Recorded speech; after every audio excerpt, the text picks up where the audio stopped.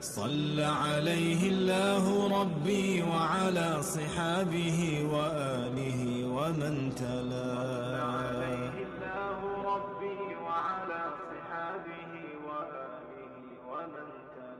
اللهم صل وسلم على سيدنا محمد.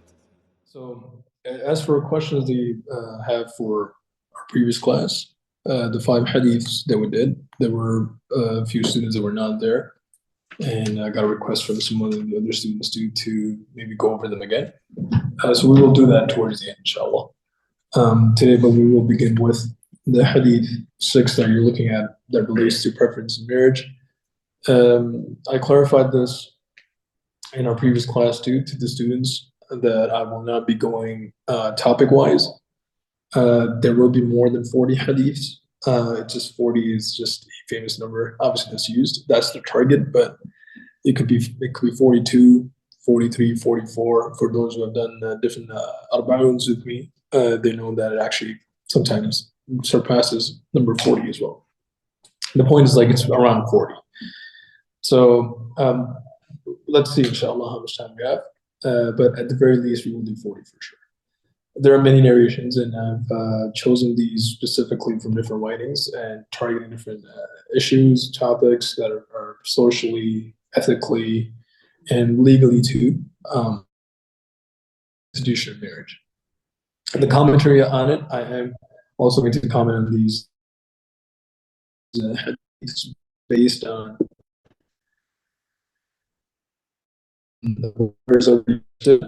further tweaking those understandings and going beyond whatever is already understood, as I mentioned, as well as like a few fawa'id, some beneficial points that I will drop in there related to the risks or the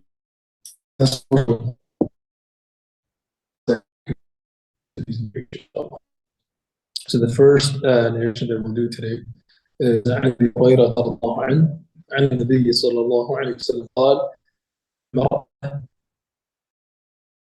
that if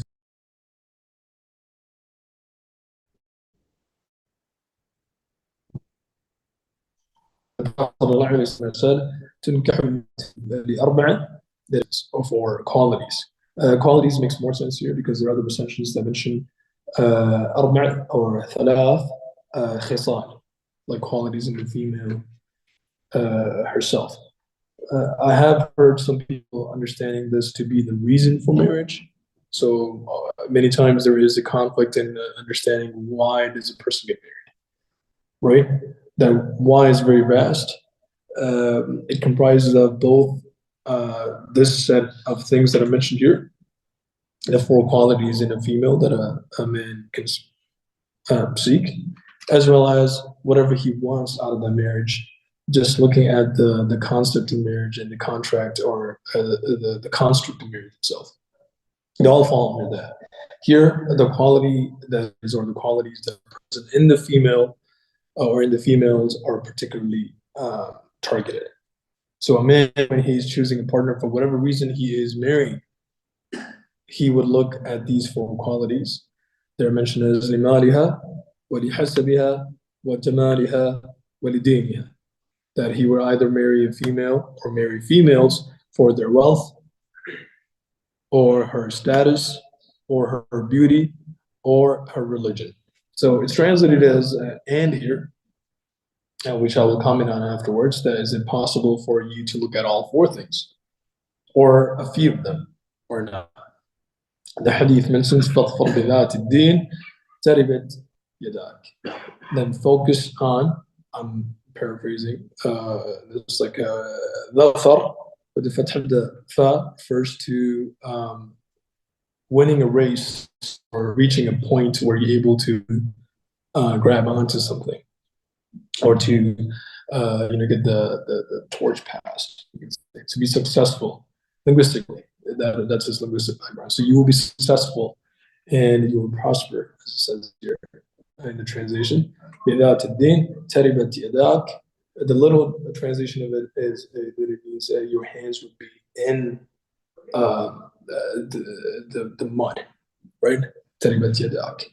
But that is a figure of speech that refers to being successful in finding gold, you can say, in a way, in our context. So you'll be able to like make something out of that. This is narrated by Bukhari Muslim, as it says here. رواه الشيخان. See, وروى أحمد بسند صحيح. There's another riwayah of this. There's another recension from Ahmed, which is very interesting, and I'll give you more context about this. It says تنكح المرأة على إحدى خصال, that a female is married based on one of these qualities. It's a lot more explicit. It says for one of them. لجمالها ومالها وخلقها ودينها. There's slight differences. It says the beauty is mentioned first. For beauty, for wealth, for khuluq, it says here something that is now mentioned in the other narration, the first one. ودينها, and her religion. Khuluq refers to her disposition or her mannerisms, her behavior, the way she is, she acts, etc. فعليك بذات الدين والخلق تربت يمينك.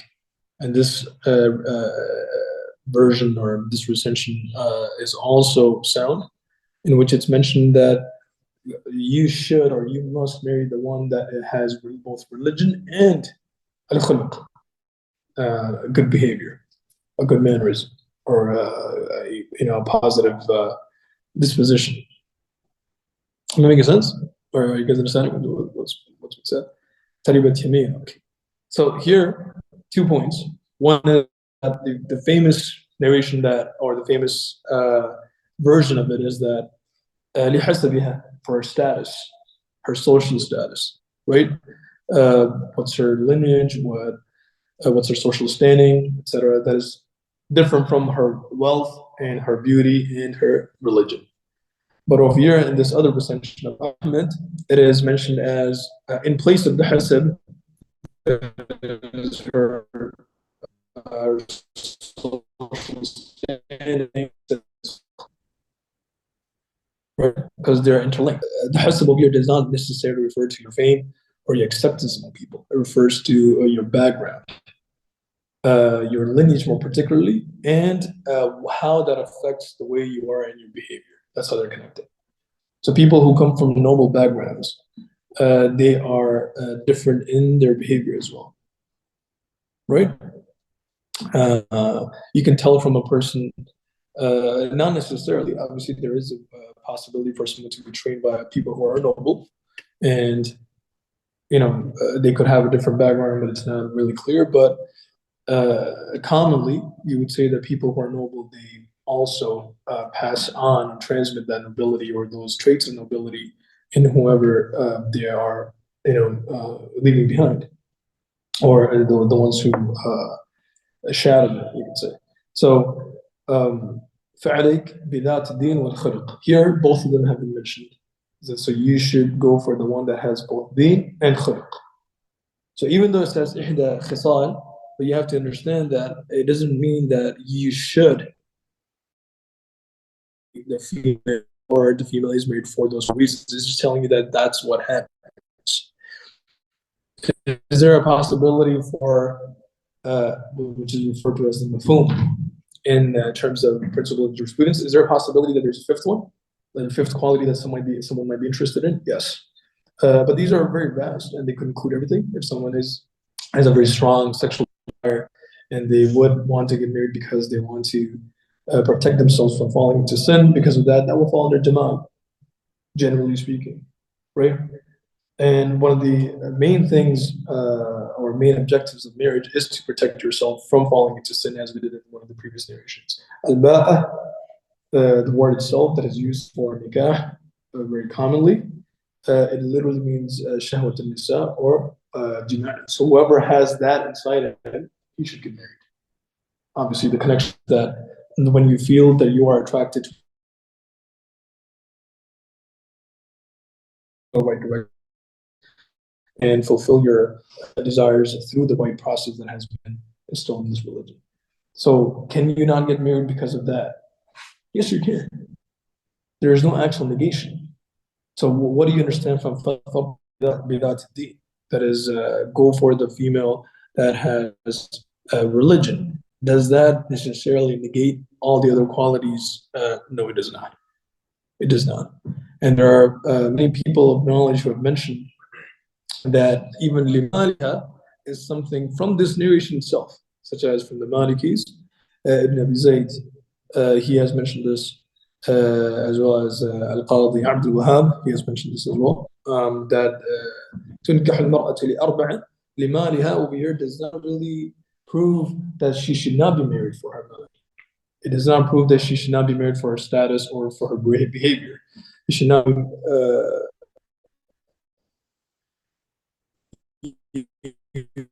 evidence she should not be married because she's beautiful.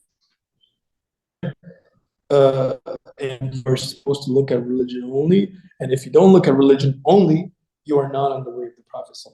That's not correct. You can look at everything, but what should have precedence over religion?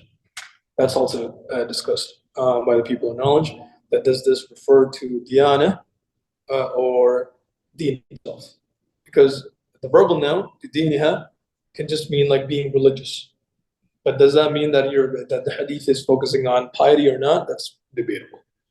But let's just focus on the fact that what I'm focusing on is that there is no such thing as negating the other three qualities or the two qualities, because according to the recension of Ahmed, it says فَعَلَيْكَ بِذَاتِ الدِّينِ وَالْخُلُقِ. And then khuluq, which means good behavior or good mannerisms, is in place of good status. Right? She's of nobility.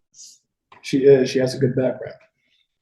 So the Prophet ﷺ, based on that other narration, has commanded that you marry someone who has good behavior too. There's nothing wrong with that.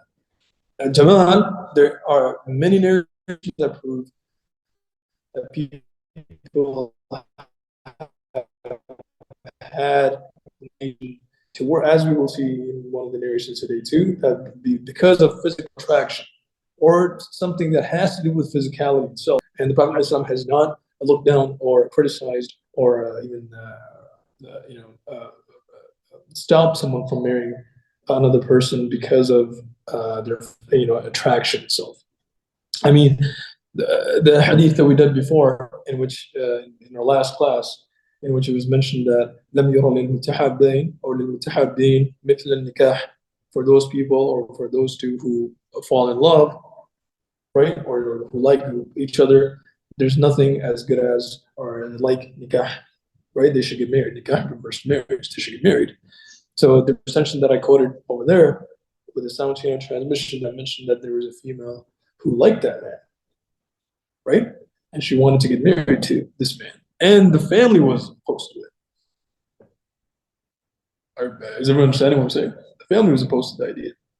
But it was the Prophet ﷺ, based on that narration, Tawus from the Salaf, he said that, well, you know what? You should get married. And the Prophet ﷺ has instructed that those who like each other, they should get married. That is based on liking someone, right? It's not based on necessarily the religiosity. The point I'm saying is that obviously religiosity is a factor in there. It was understood that she's not choosing someone who's less religious or follows a different religion, or it's not permitted for that person to be married to him or her or not, etc. The main thing was, well, if you fall in love, you should get married. That would include physical attraction as well, because that's an important part of love. As we will see, inshallah, in a few narrations that we will cover later on, physical attraction and sexual relations are very important in a marital relationship as well.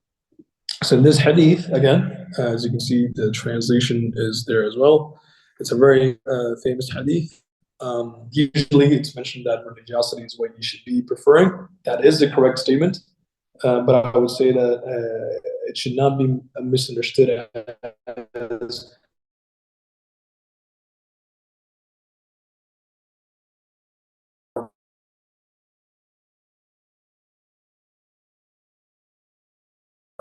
right. There's absolutely nothing wrong with that.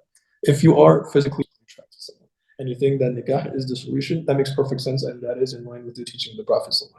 This hadith does not oppose that. This hadith does not say that anyone who has a thought of someone else's beauty or someone else's, or the female's beauty or the female's status or the female's wealth, and he's not just completely concentrated on the religion aspect of it, then he's not doing something right, or he's not going to be successful. This means that religion takes precedence over everything else. So she could, what if you have two females that you can potentially get married to, and both of them have top level mal, hasab, and jamal, right? And one of them does not have deen, and the other one does, however you interpret that. Then you should go for the one that has deen. That's what the hadith means. That when there's a conflict and you're sacrificing something or not, then deen is the one that will give you success and prosperity in this dunya and the hereafter as well. It does not mean that you're supposed to oppose the other aspects of it. If there are two females that a person can get married to, and both of them are religious, and one of them is wealthier than the other, and the person believes that it makes sense for him to get married to the wealthier person, there's absolutely no lack of piety in that. That makes sense. This will connect it to the understanding of or the discussion of whether mal itself is bad or not, right? But Al-Qadi Abdul Jabbar, Abdul Wahab, as well as Ibn Abi Zayd that I mentioned, and others, they have discussed in line with this hadith that there is a possibility to understand that a female is married for this reason over here is still a recommendation from the Prophet. Are you guys understand what I'm saying? Like the parameters are being drawn by the Prophet that a female is to be married for 4 reasons. Right? The 5th one established or not through another hadith, that's still open. The possibility of it, even though this is so vast, I would say there's something else, anything that you can possibly establish will fall under this. But if you were to look at it as in like, is it saying that this is what happens in our society and it shouldn't happen? That's not what's been said. Rather, Muslims are given an instruction that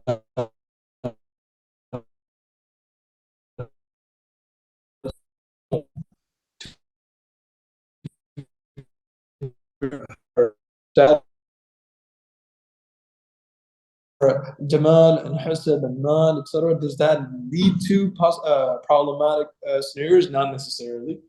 Not necessarily.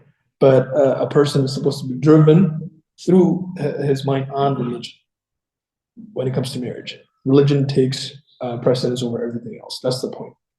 There's nothing wrong in looking into other factors too. The other thing is the concept of how religious a female is that something that would fall under this or not? Now, religiosity itself, correctly speaking, is kind of relative. This needs to be understood, right? If you were to look at the way the usulis define how legal rulings function, usulis are, you can say, the ones who define. I'll come to the question inshallah in a bit after, like, I'm done commenting on this hadith. The usulis, the ones who define, or the ones who explain the legalities, right? They mentioned that a lot of these legal rulings are based on conjectural proofs. They're not clear cut. So if there is something that has a difference of opinion on a matter, and you incline towards something, that does not give an absolute understanding of someone else's religiosity necessarily, right? What's the famous example of that? The famous example, I would say, is of Salatul Witr.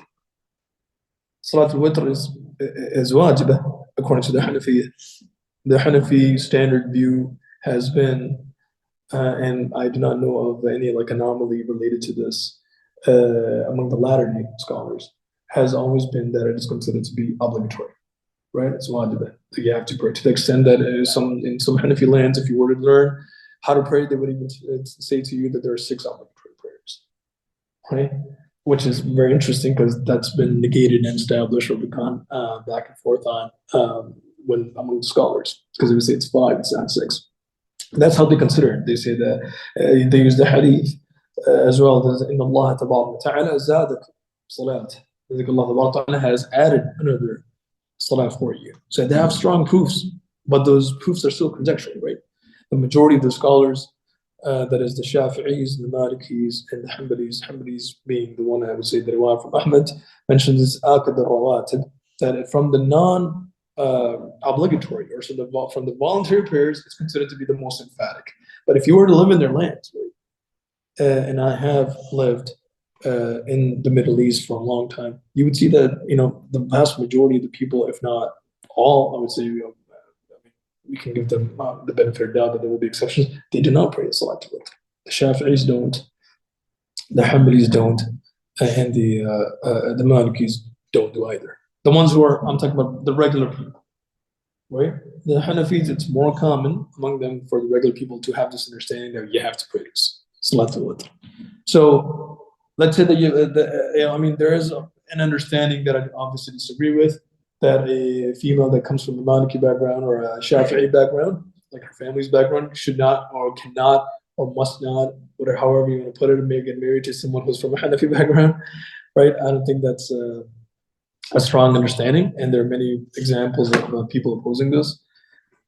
In fact, Sakhawi has even mentioned in his Adwa al-Lami' that there were scholars who would actually make their own children follow different schools of thought. Like maybe one Hanafi, one Shafi'i, one Maliki, one Hanbali, like that. That was not because they wanted them to fight. That was because they respected the vast differences of opinion, and they knew that a lot of it is based on proofs that are not unequivocal. They're not, clear cut in a way that opposing it necessarily means a lack of religiosity from every single person's perspective. Right? So if you are, given that those things, this is a very clear-cut example, but there are a lot of other things that have even lesser amount of proofs that would establish a view for something's obligation or the lack thereof. So there's a possibility for someone to view something to be obligatory due to multiple different reasons, factors, proofs that are not that convincing to the other person, and they say that I do not consider it to be obligatory, and I act on this. And that there is a valid difference of opinion, a traditional valid difference of opinion. Where do you stand in that? Right? That's what I mean when I say religiosity is relative. So there will be two steps here. I would say one is 100% clear. Major sins and minor sins that are agreed upon, right? You would obviously consider this to be within the fold of this, because otherwise there is no point of understanding religiosity, right? Are you guys understanding what I'm saying? This is obviously after the fact that, which we have presumed, that we're not talking about non-Muslim females, right? Like we're talking within Muslim females. So we're going towards within religion, and that is within the religion of Islam. What are the different levels or the spectrum of religiosity? I would say that some things are very clear cut. That if you know that the female is a fasiqah in a way that she's openly sinning, and that sin is not debatable, right? There are many sins that are not debatable. You would understand that you would not go in that direction. But if there is a possibility to interpret it in a way that it's not regarded, or there is a traditional or a standard view that it's not considered to be a sin, it's hard to say that you will be opposing the hadith by going in that direction. Does that make sense? So like a more binary example of this would be that a Hanafi who is marrying a Shafi'iyah, he's interested in her, but guess what? She prayed the last time she prayed with was like 3 weeks back, right? Is he opposing this hadith by saying, well, you should have married the Hanafi? Not necessarily, because there's a valid difference of opinion in there, right? Now, this does not mean that views that are completely baseless, and I understand that there is a challenge for the regular or the common people to understand, okay, which ones are baseless and which ones are not. You just study more. Sometimes you reach right conclusions, sometimes you don't. That does not change facts, right? We are not talking about those views that are completely baseless and they are rejected by all scholars, like unanimously, right? We're not talking about random people having views about like something's makruh. Like, why is that makruh? It's like, because I don't like it, or something like that. Right, but I'm talking about like actual valid differences, and they're very vast, right? Just introducing a traditional difference opinion, and you're not aware of it, that does not mean that some sort of like liberal values are being injected here or introduced here. It's I don't know whose fault is it that you do not know about it, but it's just facts. Right? If you were to travel and you different parts of the world, you go to Africa, you will see people don't even know of the Hanafi opinions. I promise you, they do not even know of the Hanafi opinions, much less practice it and consider it to be the concrete reality by which they define religiosity. Did not even know about it. I promise you. I was in Sulaimaniya in Egypt once, and that's not even like they even have Hanafis. And I had a friend of mine who's a Hanbali, and I felt bad too. But like once we went to meet a scholar, and then after that, that was his area. He says to me that, well, I prepared some good food for you. And I was like, okay, let's go. So he knew that I have a Hanafi background, right? I've studied and taught works that are from Hanafi background. I've engaged in other schools too, but like I would say that the most I've engaged with it is the Hanafi school. And I knew that he has Hanbali background. So we go there and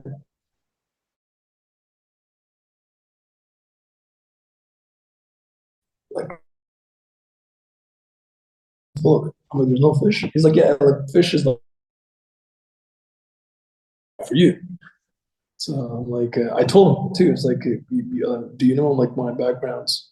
Like, I have a Hanafi background. He goes like, yeah, and okay. Yeah, I dealt with the situation however I could have, right? But he was really surprised. Like, I'm like, now's not the time to talk about it.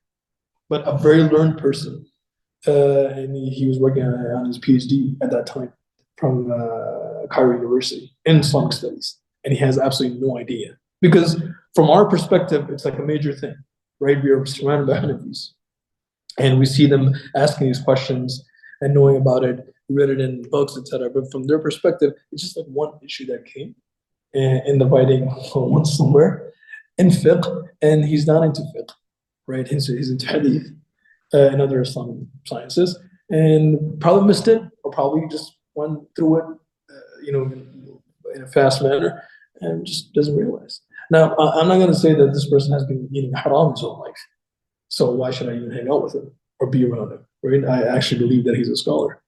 But so you imagine you get married to a female, and she is also of that background. You ask her, "What's your favorite food?" And she says, "Lobster." Right? That does not mean that you will like, well, no, فَاظْفَرْ بِذَاتِ الدِّينِ.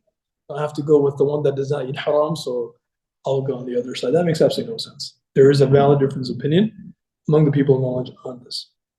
So this is what I'm saying, right? So there are very clear-cut rules that are violated by, we're talking about females, obviously they're violated by males as well. We're talking about the female because of the fact that the female is mentioned here, right? There are very clear-cut rules that are violated. It's understandable that you would go in that direction. It's not necessary that you have to avoid the other three things. Social status is very close to understanding the khuluq, the behavior of the female too. And lastly, there are certain levels of religiosity in which the lines are like blurred. I would also say, I'm just going to just lay on that before I move because I can't spend too much time on this hadith, is that things that relate to recommendations as well. And I would say that the reason why that's relative is because everyone's situation is different when it comes to recommendations. Right? Are you guys understanding what I'm saying? Like someone who's praying a lot in the mosque, to you, that person might seem that this person's like, he's the pious one. He's a more pious one. But how do you know that the one that is not doing that, but he's praying obligatory prayers, but he's not giving enough charity that may outweigh those recommended acts in the hereafter? Right? Recommendations are situational, circumstantial, and everyone's in a different position, right? And it's only the evaluation of that will happen in the hereafter, right? There's a surface level understanding of it, but I'm saying my point over here is that it should not be looked as something that is opposing the hadith or being in line with the hadith based on these minor or very superficial understandings. So a female that prays a lot of nafl, and he said like, yeah, she's the one who's فَضْفَقْ بِذَاتِ الدِّينِ will be applicable to her. And the other one, she doesn't, but she prays all the obligatory prayers, right? But she has more demand. And you're inclining towards her when, you might feel a bit guilty. It's like, no, I should go with the one that is not as beautiful in his own understanding. That's also relative, right? And I should go to the one that is more pious because of the fact she prays more. Voluntary prayers, like non-obligatory ones. I don't think that's an accurate judgment, but obviously, since it is not obligatory, it's completely fine. The violation of this is never considered to be non-obligatory. So the last point, is the fact that what if someone actually opposes hadith, like directly?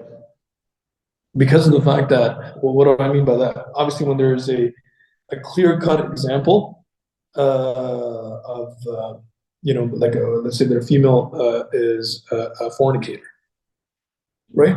And there is another female that is completely fine, okay, man, okay, hasab, okay, jamal, like there's nothing problematic. But she does not, she has the deen, and this other one does not have the deen, right? Like she is an open transgressor. So she goes like, yeah, there are different people, right? Out there. So that opposition will definitely lead to sin because it's a direct opposition to the amr, the command of the Prophet. But when you go lower, when lines get more blurred and the spectrum is like vaster, then it's hard to say that there will be a sin that will be established because you don't really know what position you're in, right? Like someone has religiosity, as you are putting the religiosity factor in there, but you are also preferring that female because of, let's say, her khuluq becomes explicit in the hadith, right? Her behavior. You don't have to go towards jamal and man all the time. If opposition to one should be opposition to all of them equally, right? Like jamal and mal are not worse than hasab here. Beauty and wealth, even though socially we look at it in a more negative way, that you married her because of her money, you married her because she's beautiful. So you have your carnal desires, right? So you're like a non-human is how you're perceived as, right? Because like you're more sexually driven. There's nothing wrong with that, Islamically. But and someone looking towards the wealth of the female, there's nothing wrong with that either, as long as the deen aspect is maintained in the proper way that I explained. There are questions here. They're long questions. They're very long questions. The second one is, I would say. But the first one said, does that mean that if you married for other than religion, you will have a depressed life? No, I don't think this hadith talks remotely even like touches on depression at all. Depression can also happen with things that are, I'm not an expert on like mental health issues, obviously, but like depression can be caused through things that are 100% positive too. Everyone's different, right? Like there are so many people and they have everything, and they're still depressed because they had higher goals and they were not able to achieve that. There's no depression, and there are people 100%, I would tell you, that have that go towards females that do not have absolutely no deen whatsoever, and they are not depressed. They're too happy, right? Too happy, yeah. But that's wrong. Like it has no connection with depression. I would say. The second question is pretty long. I will look at it inshallah later. Does anyone have any questions right now? Would it make sense to ask questions in the end when we do the Q&A, or right now? At the end. Right, just have like a cap on it. Yeah, so just write it down, guys. So in case you don't forget. You had a question too, right? Okay. All right. So the next hadith, inshallah, is an interesting one. So because we will slowly go towards the rights and how to deal with suitors, etc. Those discussions too, right? It's not just going to be marriage is good, sort of like hadiths. Okay. Yeah, I will come to that question. That's not actually a good question, but the wealth of the female, I will comment on that, inshallah. The husband's treatment of his wives. It is narrated from Abu Hurairah, the Prophet, the Messenger of Allah sallallahu alaihi wasallam said, "An Abi Hurairah قال قال رسول الله صلى الله عليه وسلم أكمل المؤمنين إيمانا," that the most perfect of the believers or the believing men. I purposely translated this as believing men because the point is that men and their love for women, right? Or their treatment of women. أحسنهم خلقا. The best of them, the best of the believing men,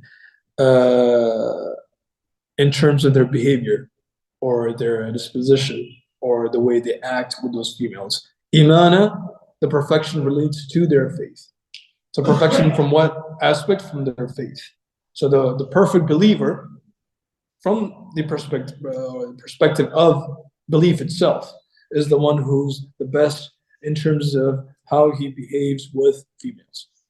وَخِيَارُكُمْ لِنِسَائِكُمْ. And the best of you are the ones who are the best to your females. Right? I said they're women, same thing. Right? The best to their women. Nisa over here, more particularly refers to the ones you're married to. It's very common for the word nisa to come and refer to the ones you're married to. However, dalalatan, is it possible for it to infer that it could also include mothers and sisters, etc. too? Yes, definitely, right? Generally speaking, but the hadith more particularly targets your treatment towards your females. There's another recension of it. Oh, Ahmed bisnad rajal rajal al-shaykhain. I mentioned. After that, at the bottom, I've just commented a little on the chain of transmission. The chain of transmission of this is okay. It's good. Alhamdulillah, it is an authentic hadith, as I promised in my first class too, that I will only bring those narrations that are authentic. Otherwise, marriage has a lot of narrations. Some of them they're very exciting, but they're not established. Right? Perhaps we can go through them in the end that these narrations are not established. The great misunderstandings. وفي رواية للترمذي وأحمد أحسنهم خلقا وألطفهم بأهله. That is the one who's the best in terms of their behavior with the females, right? Is the one who has the most complete faith.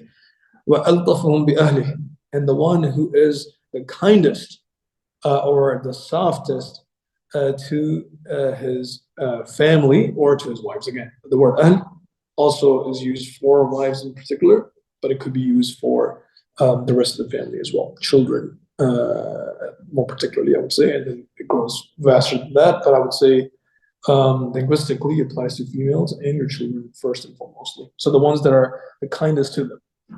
So harshness is what's being targeted here. That how does a husband treat his wife or wives? Does he treat them in a way that it's like that you are a leader, you're supposed to be obeyed, is what he thinks, right? But that does not negate the fact that he has to be extremely kind to them. Not just in a way, well, I would say that not just extremely kind or good towards them, the females, right? I would say, as I mentioned, that the first and foremost application of this is to the females that the persons are married to. But al-tafahum bi ahli. So the Prophet ﷺ has encouraged that a person gets married, and his target has to be that he has to be the best in his own behavior with the females he's married to, or they're married to, in kindness and in being soft and good towards them too. So harshness, when it's not required, as I will comment on this inshallah after salah, harshness is just on its own is not a positive trait for men, right? Towards their females, the ones that they're married to. Inshallah, we'll continue the class after Salatul Isha. So this does not go against the concept of the husband being the qawwam, right? Like the one who has authority or not. Like it's not negating it.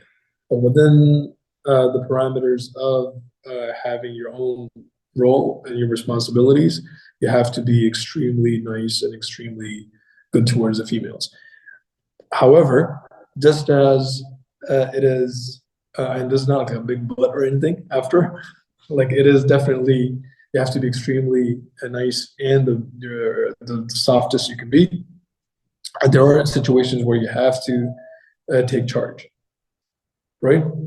And you have the right to do that too. So there's no conflict between these two understandings. So the way you would understand is that whenever there's a chance, or whenever you're in a situation where you can do either or, you would always choose to be the softer person, the kinder person. Being harsh does not mean that you're like a manly, more of like a manly person, and that would keep like the personal space or whatever. Nope, it's completely fine. To be actually very nice and kind and friendly towards them too. And the Prophet ﷺ did not just emphasize it lightly. He said that it affects your faith, right? It's not just the general character of a person, right? That, okay, that's a good trait too, so be good. Like it actually connects to your faith. So the nicer you are to your wives, the better your faith is going to be. And it makes sense because it's a complete package, right? It is a complete package. Like marriage is a religious entity, and it is a religious concept, and you are in it because of the fact that you all believe in one God and you want to create a family on that basis, right? Otherwise, people could just have children without marriage, without any rights related to. You could just have children, randomly, and you can just co-parent, right? And you go like, well, I wanted a child, and that's about it. Like I know someone who's not a Muslim, and she's not married, and I mean she's reached the age. I think an age when I don't think she's that interested, or she knows it's not easy for her to get married. So you know what she's looking for right now? Just someone to give her a baby, and that's about it. Like looking for a partner that would be okay to co-parent. So you know how like the Muslim understanding is that, well, marriage is the only solution. No matter how hard we have socially made that solution, right, to achieve.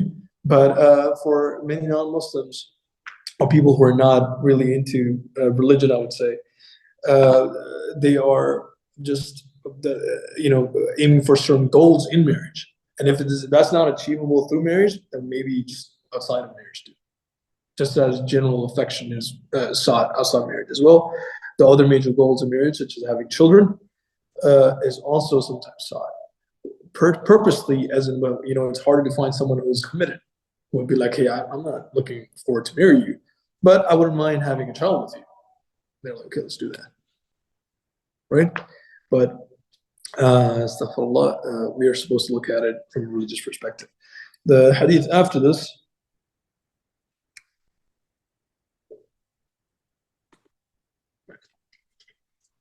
that is number 8, right? That is an interesting one, right? You might have not heard of this hadith before, and there are 2 ways of reading this hadith, and both are valid and have been narrated or transmitted from scholars. I've heard both of them too. I will read it to you, inshallah. It says, عن أبي هريرة رضي الله عنه قال قال رسول الله صلى الله عليه وسلم, and it is an authentic hadith as well. It says, لا تسأل المرأة طلاق أختها, that a female must not ask her husband to divorce her sister, right? So just as what follows, you will see there are 2 different ways of reading it. The word that comes after, that is, what was highlighted, I guess. Oh, this word right here. If you're looking at the Zoom meeting, we are there. But the word that in the file itself, it says وَلْتُنْكَحْ or وَلِتُنْكَحْ or وَلْتَنْكِحْ, with the sukun of the lam or the kasra of the lam. That will come later, and there will be 2 different translations for it. So let me just continue. So based on that, you can translate it as like just sister or sister wife, right? Like her dharra, the woman that this woman's, the other woman to whom this woman's husband is married to, the co-wife. But the word that's used is ukht, her sister. لتستفرغ صحفتها, so that she is seeking to deprive her of her, literally like her platter, like her food, right? She's not allowing her to eat, right? Then deprive her of what belongs to her, like whatever is her right. So this is a figure of speech. It's called isti'ara tamthiliya in Arabic rhetoric. That is when you draw certain pictures, as in like someone who does not have food, as in even the plate is like taken away, the platter is taken away from that person. So that's like the image is understood in your head, as in like completely depriving her of her rights that she deserves. Because the basic right of a person is to have food, right? And that's also taken away from that person. فَإِنَّ لَهَا مَا قُدِّرَ لَهَا. That comes after. I've jumped a part of it. That is, and so that she is married, etc. But I said, for she will have whatever has been decreed for her. يعني ما قدر الله تعالى لها فهو لها. That whatever Allah Ta'ala has decreed for her, that's what she's going to have. So she should not make moves to try to get rid of the other female. Now, what does that mean, the other female? There are the 2 ways of interpreting this hadith. It says, Al-Iraqi rahmallah mentions that in the Tarh too. You see in the Gray, I mentioned that. It says, وَلِتُنْكَحْ and وَلْتَنْكِحْ. It says, رُوِيَ بِالْجَزْمِ عَلَى الْأَمْرِ وَلْتَنْكِحْ وحينئذ فيجوز في اللازم الإسكان والكسر وروي بالنص. So they're the scholars, and from the Prophet ﷺ, the way it's transmitted is with 2 different wordings. وَلِتُنْكَحْ وَلْتَنْكِحْ. So from the first understanding, it will be so that she can be married. So a female should not ask another man to divorce a female that he's married to so that she can marry. Does that make sense? I mean, there's a man who's married to a female. They're having a happy life. And then this female starts liking this guy. So she says that, well, you know what? I might be interested in marrying you. And it's interesting because this has been discussed in Hadith.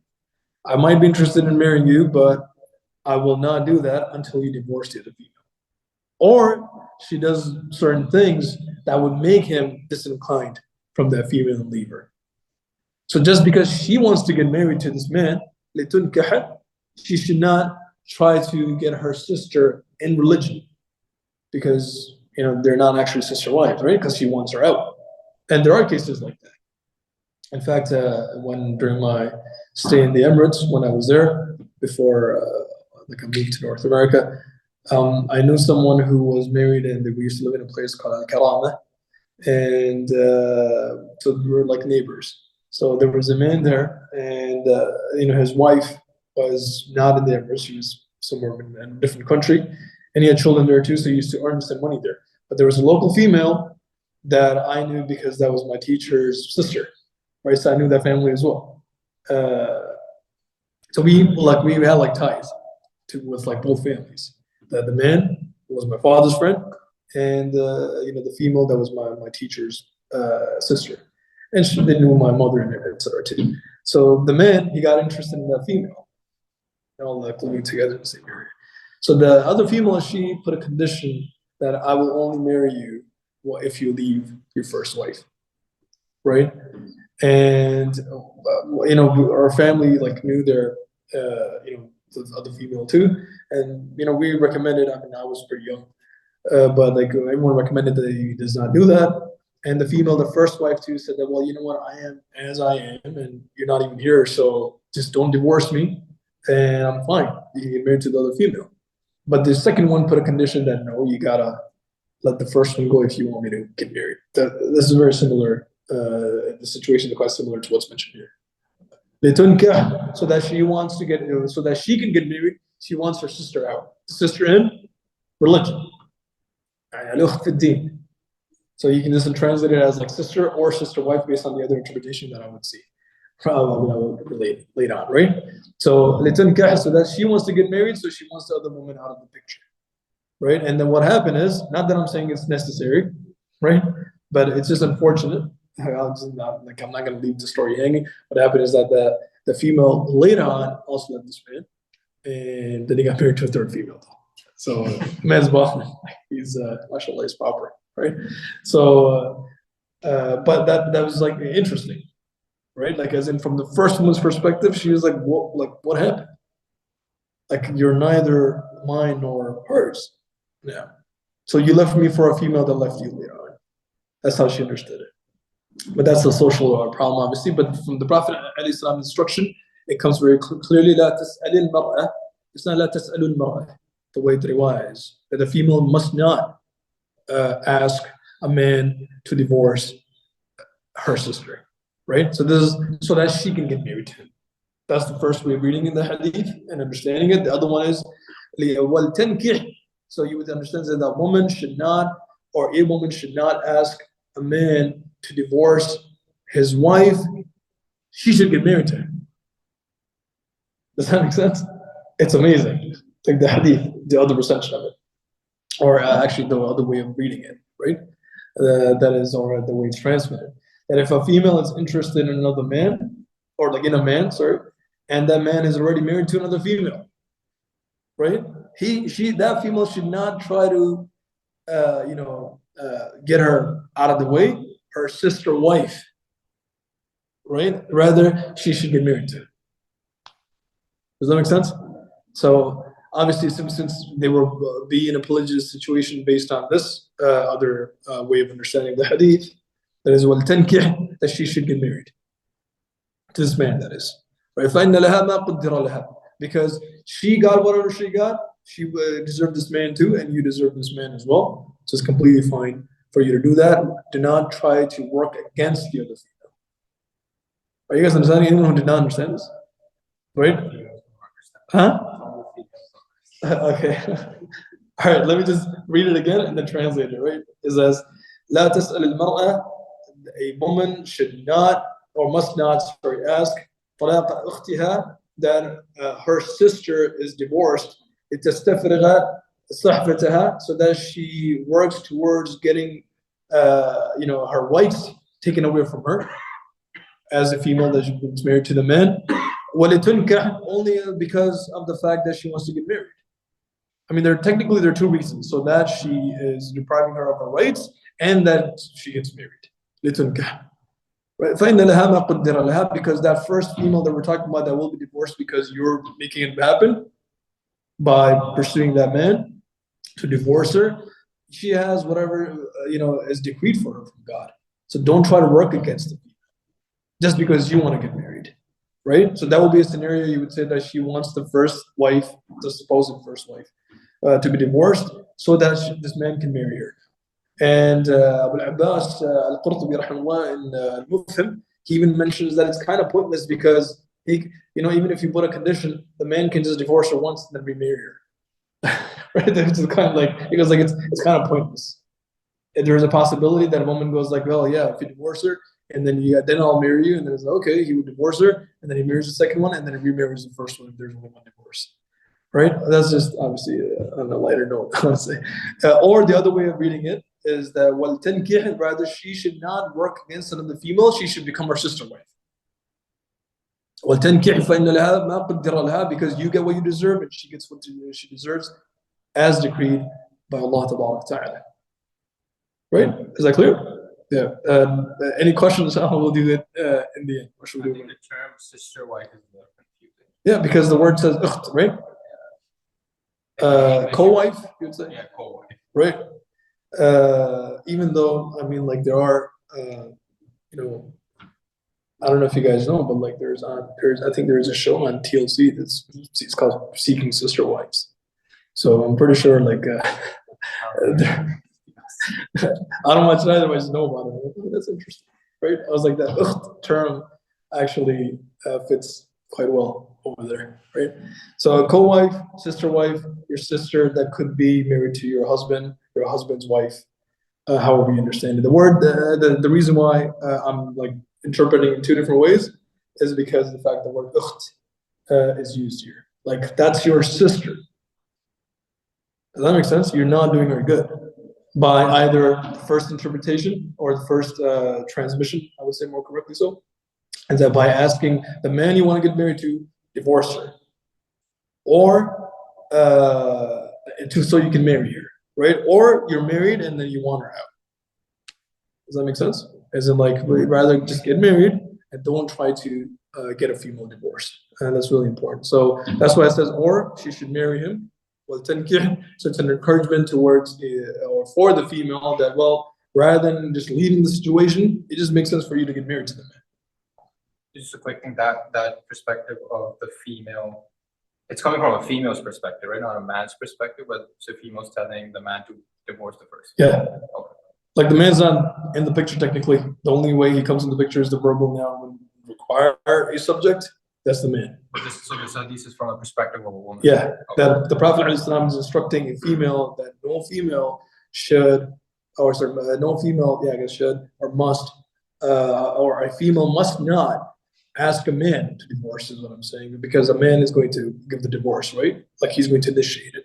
So the talaq, or she should not work towards the divorce of her sister, rather, just because she wants to get married to this man, or it just stops here and says, but rather she should get married to him as well. So there are two solutions to not working against that female. That makes sense? Like one is that, okay, don't go against that female, and I guess either just walk away, the first one. Just cohabitate. Yeah, but the second one though, right? Yeah. The first one is like, just because you want to get married, don't spoil someone else's home. That's the first one. It's quiet about whether you get married to him or not. The second one, second transmission, it denotes that or signifies that do not work against the female, get married to them. Like that's not any concern, because whatever is her right is going to be given to her, and that's decreed by Allah, and that will be decreed for you as well. It's an important hadith to generally understand that a woman's home should not be destroyed. Two, if there is a female that is pursuing to, or that is, I guess, a suitor in a way that she wants to get married to a man who's already married, she is not necessarily destroying the man's home, as long as she's not asking him to leave that wife. First one. That happens, right? I mean, it's very rare, but it could happen. I would say it's more common in some Eastern countries, but not all, that a female would pursue a man and say that, well, why don't you marry me? Or the man would pursue her and just, or maybe they would just fall in love. That's possible too. So if the condition is coming from the second one, yeah, and the man doesn't agree with it, you move on. Yeah. So it's who's you, the man? No, if the woman has a condition that, oh yeah, I'll only marry if you divorce the first one. Yeah. She's not going saying that you have to. So she's doing something wrong, right? That woman who's asking the other female, her sister, to be divorced, that's her sister in this religion. Yeah. Okay. The reason why, that's one point I like to make, the same commentary that I quoted, as well as the commentary that I've mentioned here, the reason why the word sister is important here, and these like subtle points, is the fact that there is a discussion that what if she's a non-Muslim? Right? Can she actually ask her to be divorced then, or not? It's very interesting. There's a different opinion about that, though. Yeah, you had a question. It doesn't work the other way around as well. Like, can the existing wife say, "Don't marry her"? But not in light of this hadith. Okay, so this hadith doesn't have. Because she's not going to be divorced, right? We're talking about a female making another female divorced, right? We're not talking about whether she is going to be married or not. That's a totally different topic. You have to separate the topics. Obviously, polygyny is not just like one mixed bag of like things, and you just go like, well, every discussion's in there. It has to be separated and compartmentalized properly. Over here, though, the main thing is that a woman should not destroy another woman's home. That's the main thing. But why is the second woman having that condition wrong? Because she's destroying the other woman's home. That's the point. Like, either marry the man and make that sister your sister or co-wife, or walk away. Do not have these conditions. Do not have the condition to, because she already has something prescribed from God.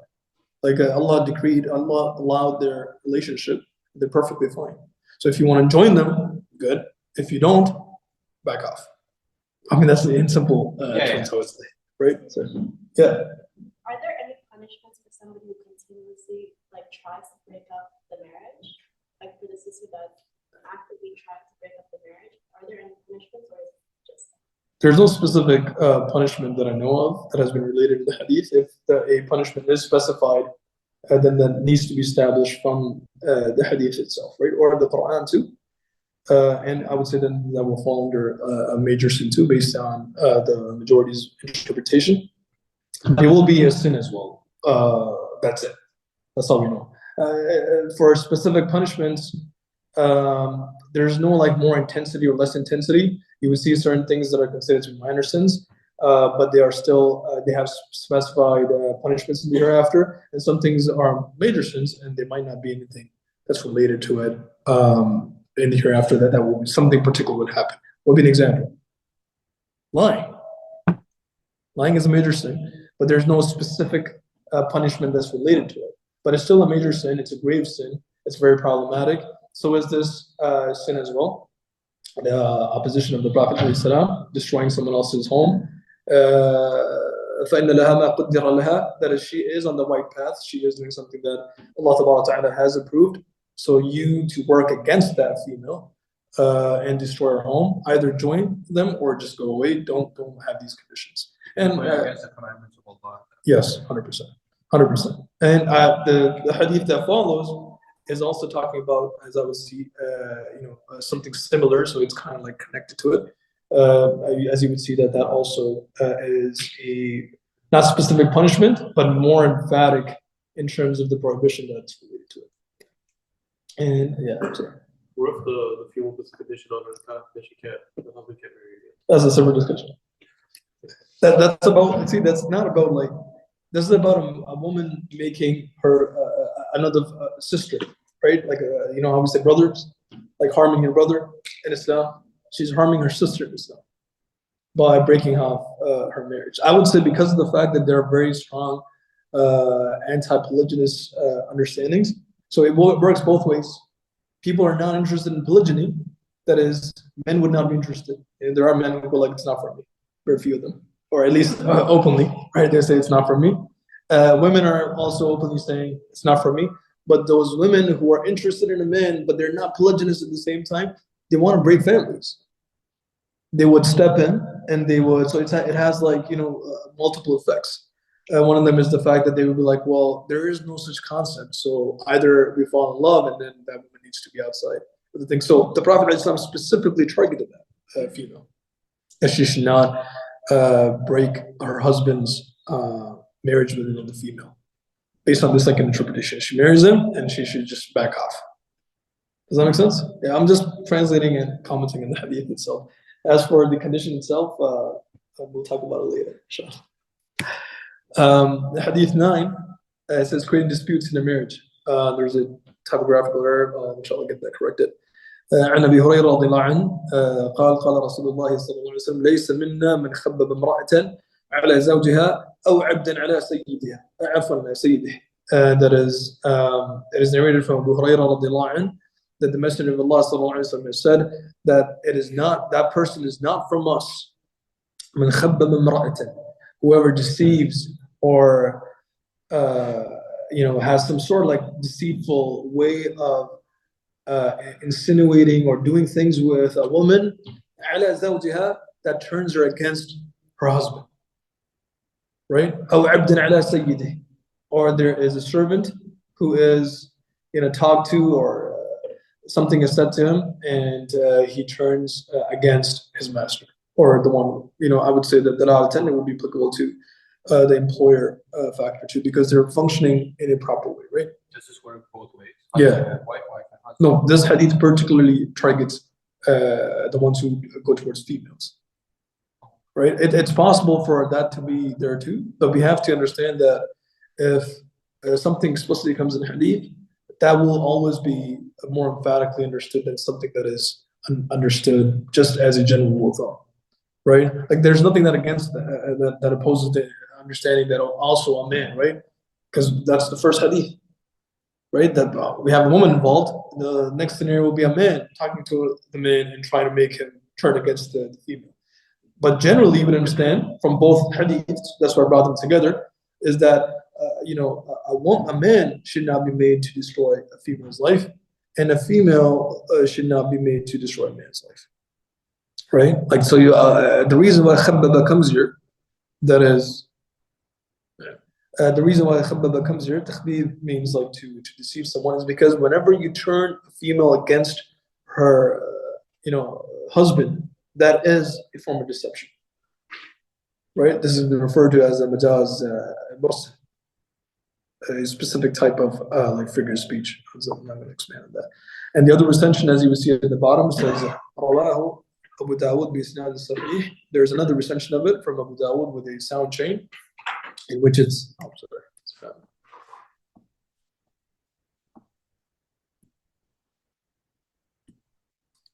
it says وفي رواية لأحمد, and there's a riwayah from Ahmed, it says من أفسد على امرأة, whoever spoils a woman in a way على زوجها, that turns her away from her husband, فليس منا, that person is not from this ummah. And not from this ummah does not mean that the person goes outside the fold of Islam. The word over here is a minna, is not ummah necessarily. It means like not from us. That refers to not from the Muslims. So it's so emphatically understood that a Muslim will never do this, right? You know how like it comes in a hadith, al-mu'min la yakdhib, that a believer does not lie. That does not mean that it's not actualized. It's not the quality of a believer to ever lie. Like it's not imaginable that a believer would lie. That's how grave it is for that person. It's not imaginable that a man or a woman, it applies to both here, would make a wife turn against her husband. That happens from all sides. I would say over here, like, the perpetrator is more general. Over there was a female. So a female was convincing a man, the hadith that is number 8, the female was convincing the man to divorce his wife, to get married, or not for any purpose, and she was, I guess she was interested, so it was commanded from the Prophet that you should get married, rather than focusing on whether he leaves her or not. The second one, it could be a female or a male. It could be someone that is possibly interested in that female too, and wants her to, have negative feelings towards her husband, and then she would seek separation, and then he can get married to her. I mean, there are a lot of situations related to that I've learned recently too. Is it safe to say that this is like a major sin? No, it would not be a major sin. A major sin requires, based on the popular definition, that there is something specifically mentioned as a punishment in the year after. Like al-wa'id fil akhirah. Al-'adhab, al-wa'id al-muta'alliq bil-'adhab fil akhirah. That is some sort of like strong reprimanding that comes, that informs you of a grave punishment the year after. The only reason why I said it is because it says it's not from us. That's a pretty big deal, Yeah, right? but again, that expression is really common. It's not regarded as a strong signifier for it being a major sin. It's not a strong trait though. It's not a good trait though. Like it's considered to be, it's not a trait that a Muslim is supposed to have though, right? Apologies about that. Yes. What comes under like deception? Like, how is it defined as? Like, is it just like simply lying or creating disputes? Just turning her against him.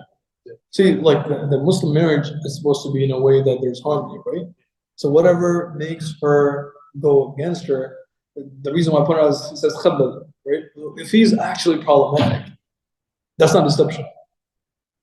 If let's say he's doing something that is a deal breaker for them, right?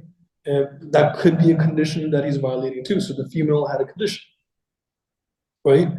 And since you asked that question too, in the Hanafi school, there is a different opinion about it. In the Hanafi school, if the female puts a condition and that the husband would not get a wife after, then it is mandatory. It is obligatory for the husband to fulfill that condition, right? But it has to be at the time of the contract. Then it's required. Al-Aini rahimahullah has mentioned this in Binaya as well. So that's the popular understanding. There are Shafi'i scholars, since you're a Shafi'i, there are Shafi'i scholars who disagree with that. And also, both sides have their own workarounds, right? I heard that like, since this is like a command that's given from Allah, that you can't really oppose that, like, that for a husband to be able to get like 4 wives, for example, right? Yeah. If a woman puts that as a condition, Yeah. in a contract, like this is what I've heard, I don't know if it's right or not. That's why I want to learn more about it. Is that you can't have that in your contract because it's a direct commandment from Allah. So you're going against that. Like that's also that argument. That We'll discuss the condition itself, but the Hanafi school does actually validate that. It validates because there are a lot of conditions that do not just make sense directly, as in like just asking a random person to do something. It doesn't make sense, right? But the female has specific rights. One of them is, as anyone who's done even like the basic primers from all schools, they have these conditions. None of the conditions actually make sense on their own. They only make sense if there's a construct, like if there's like a relationship. Like one of the examples that I mentioned for those who have studied fiqh at advanced level 2 is that she's not taken out from the city that she resides in. Does that make sense? I mean, like you're humans, right? You can travel wherever you want. But because of the fact that she does not want to leave that city, she can actually have that in the contract. Do you guys understand what I'm saying? Like I'm saying that I'm not opposing the condition. I'm saying that nonsensical things that might appear to like be nonsensical is like, how can you prevent another person from leaving the city? Right? They become sensical in the context of marriage a lot of times. Just as, I mean, if you want to just look at it from the other perspective, who would leave their parents? Right? But if you want to exercise the right of the wife, it's possible for a man to be like, well, I have to leave. Right? Like you have to look at what's right and what's wrong from every single perspective. So I was pointing out the condition, like, well, you know what, let's say that there's a condition. So this man does it, right? He goes and gets a second wife. And this girl's like friend, she informs him, they go, you know what, he's actually married to this other guy too. That's not يخبب امرأة على زوجها. Does that make sense? Like he was supposed to maintain that, and someone just informed her of what's happening. That's not deceiving the female. But deceiving the female would be something like let's say that there's something that's like in the gray area for between them, right? Like he's investing in a business. She doesn't really understand much about it. So he's like, well, I'll tell you about it once like across whatever, like, I reached the milestone, right? Why don't you just, sit this one out? Hypothetically, this could be like, reverse to, but let's say that's what's happening. And there's this, and let's say her brother, hypothetically, right? These are not necessarily like real life situation. Her brother goes like, well, guess what? He's eating haram. And it just works that way in a long time. Or let's say that, that there are certain people, I'm just giving you like real life examples now. Like there are certain people who would just, in a joking, or they just jest and they say a lot of things that they actually mean, right? So they would say, well, your husband is haram anyway. Or another example, which I actually know in reality, there was a person who wanted to get married, who wanted her brother to be married to a female. But that female got engaged with a guy, right? The guy was good, whatever, like from what I know, right? But the guy was like, he was very tall, so he was a bit like lanky, right? So I'm being tall is good, alhamdulillah, right? But I guess cultural differences. So that female who wanted her brother to be married to this female, she likes her. She started criticizing this male for like a long time, right? That influenced, and they were married actually. They had nikah, so this is applicable to it. They had nikah, but like they had not like consummated marriage yet, right? So that was her husband technically. She just started like criticizing the husband all the time, just making fun of him, criticizing him to the extent that she kind of fell off. She was just like, I don't know, I'm physically attracted to this person anymore. Like he is laughable, the way he looks, the way he walks, his demeanor and everything. And then at the same time, she was also presenting her own brother in a more positive light. It's like he was like the more handsome guy or whatever. And she actually broke off the marriage and she got married to her brother. And I think that's that is a form of deception. So turning a female against a man, or like I guess the wife against the husband, is considered to be a sin for sure. Major sin is debatable, I would say, unless there's other narrations that support this. I would say that I've not seen any the people of knowledge, particularly this to be a major sin. I could be corrected if you guys have more knowledge of this, but I know for sure like the signification of the hadith, none of them are satisfactorily indicating or signifying this to be a major sin. It is minor sin, right? Or the servant. This is not really that focused on right now, but like the servant too. The reason why I mentioned the other recension is because it gives you more context. It's not just like deception is understood as like the one that is making a female turn against the husband, and it's considered to be fasad. Like you're corrupting or causing corruption or dispute in the relationship, right? That's considered to be problematic. It's really important to follow these instructions of the Prophet. The last hadith, and it's just that marriage is a topic we can talk a lot about. So it is a long one. We're out of time, but let me just quickly go through this. This has a lot of benefits, this hadith. So you might actually continue this hadith in our next class too. But let's just read through it.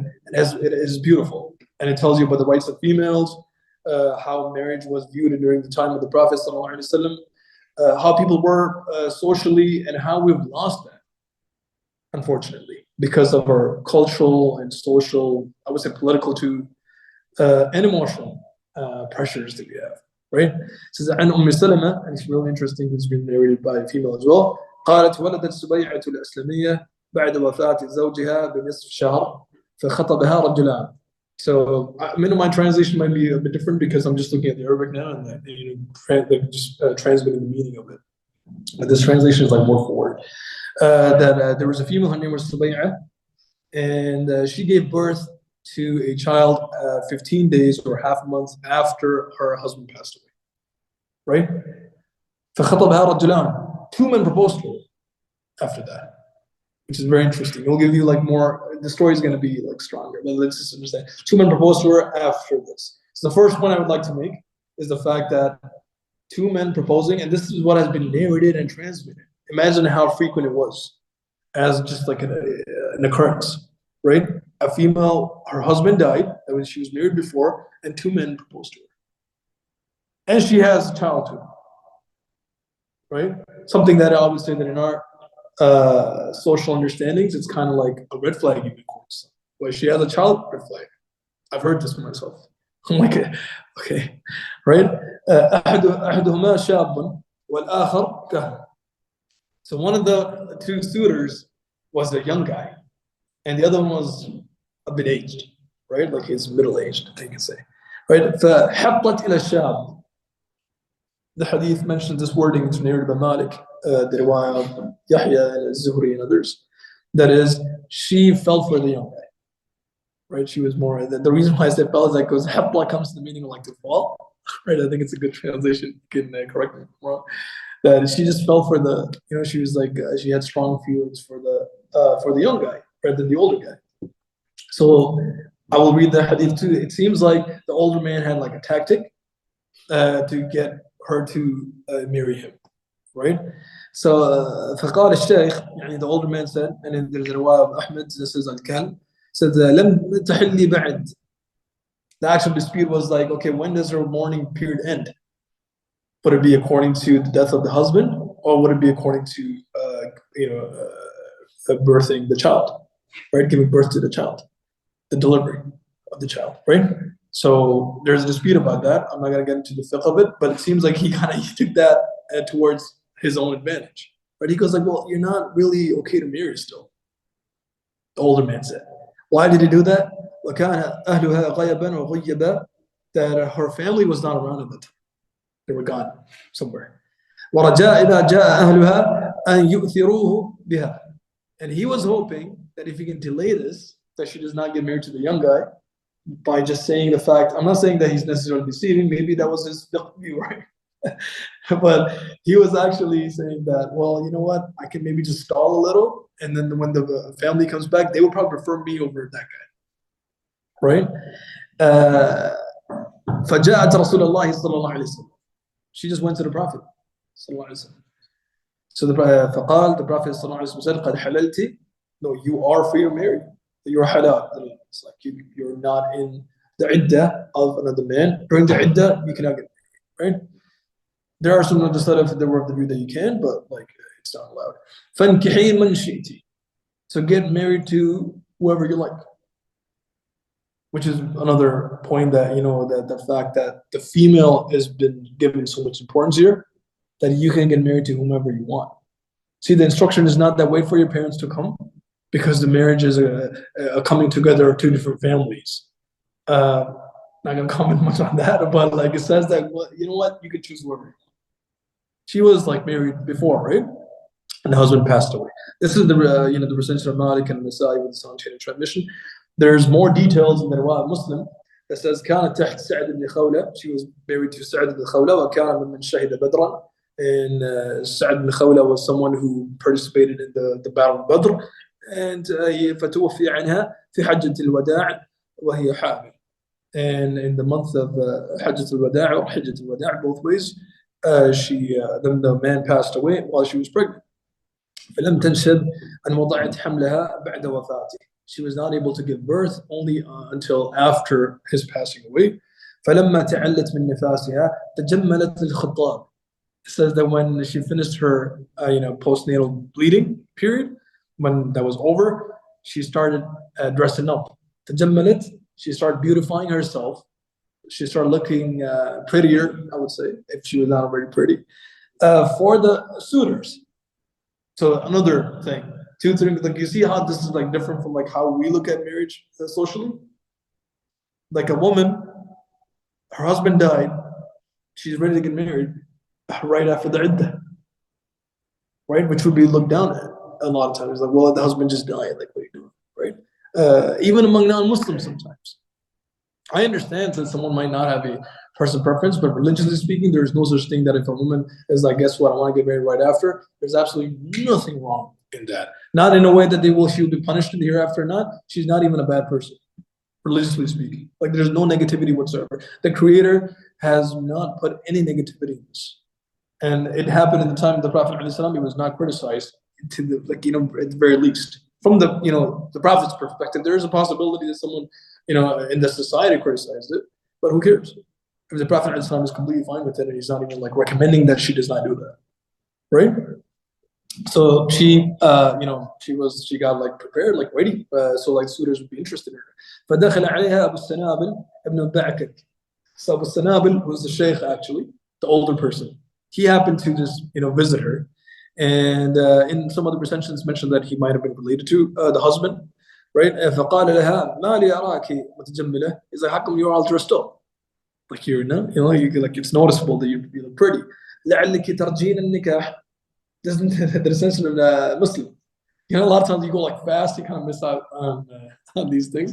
It's like perhaps you're interested in getting married, right? إنك والله ما أنت بناكح حتى تمر عليك 4 أشهر و10.